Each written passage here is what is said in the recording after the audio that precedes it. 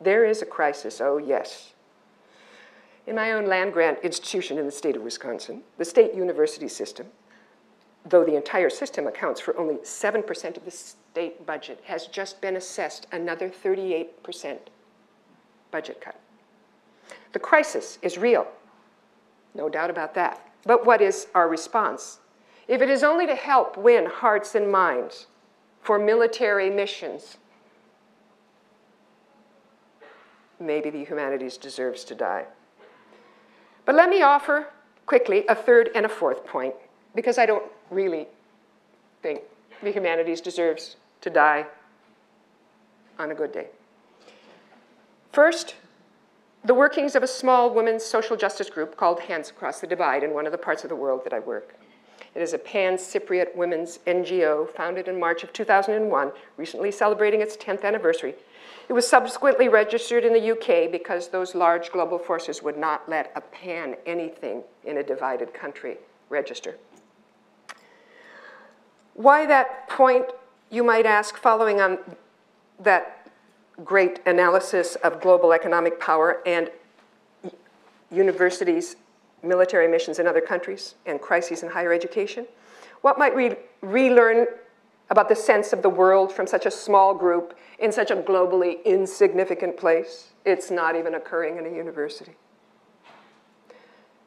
I would suggest it might be how to respond from the ground up to moments of overwhelming force. Leo mentioned this in a different context in the popular movements in the aftermath of Fukushima.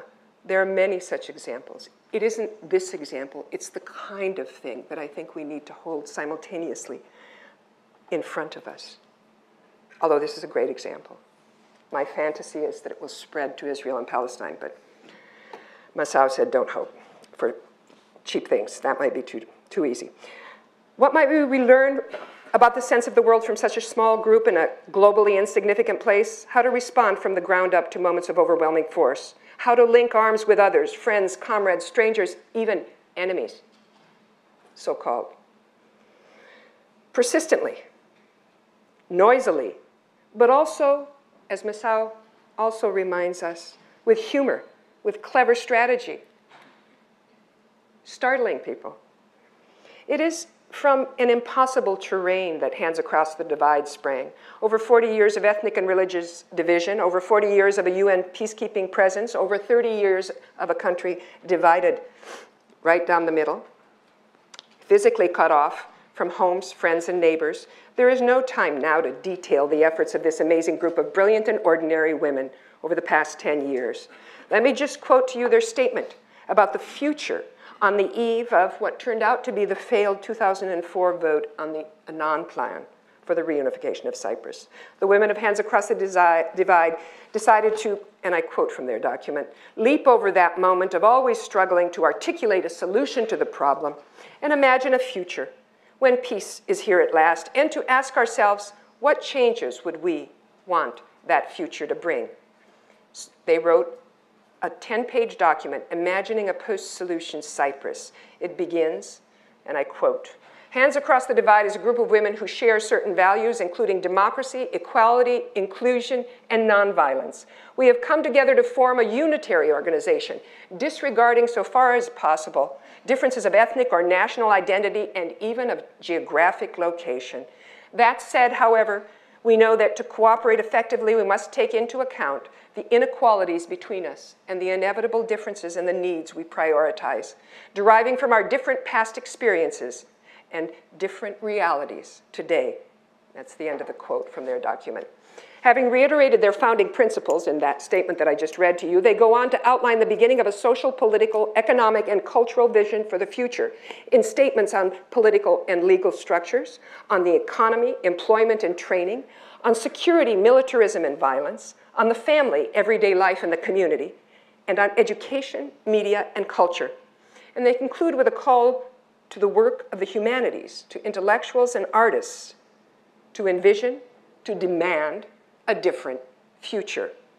And I quote from the conclusion of their document, associating and working cooperatively in such a way as to shift the understanding of others' life experiences at a local level in our communities, at the national level in Cyprus, and internationally, where the people of Cyprus can make the island known as a center of inclusion and of equality, in short, of peace. My fourth example, that's the conclusion of their document. I would point out that this is a group of women who are not all academics. They're not even in the majority academics. They're of all different ethnic backgrounds and religious backgrounds. And they would meet, where's the technology people? They would meet and communicate with cell phones, texting back and forth because you can't phone call back and forth across the green line. Now using Twitter to gather and disperse quickly because, anyways, different use of, or similar use of technology actually here, but they started doing this over 10 years ago. My fourth example, my fourth story, if you like, the fourth point to connect, dot to connect. And my sequence is most deliberate. The last story comes from Nazareth, a local place cursed by global significance and horrific ignoral simultaneously. In the last section of an 11-part poem by the Palestinian poet Taha Muhammad Ali, entitled The Falcon, is a direct address to the ever-returning falcon of his title. Only the direct address is to sadness or grief. It is a call to arms to recognize what is shared in our situation. And so this is the 11th part of an 11-part poem, which kind of goes through the history of Palestine, and a direct address, again, to the falcon, which you know trained falcons are part of the traditional male culture of the Middle East, particularly the Gulf. Falcons are trained to always return after they go out and hunt. So that's the metaphor of the poem. Most probably, sadness, you are not my sadness alone.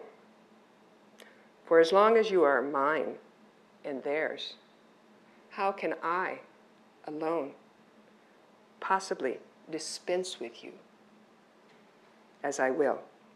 That's the end of the poem. While there might not be, there certainly has not historically been, a rush to link arms with the persistently excruciating Palestinians in their situation in which they've lived for the last 40 years. From the places in and through which we speak and write and see and engage, can we nonetheless recognize that gesture? And recognizing the gesture, what might we do in the world? How might we relearn the sense of the world from people we don't know, perhaps can't understand, and don't see or hear? I am in literature, but I don't want to metaphorize. It's a material question, not a literary one.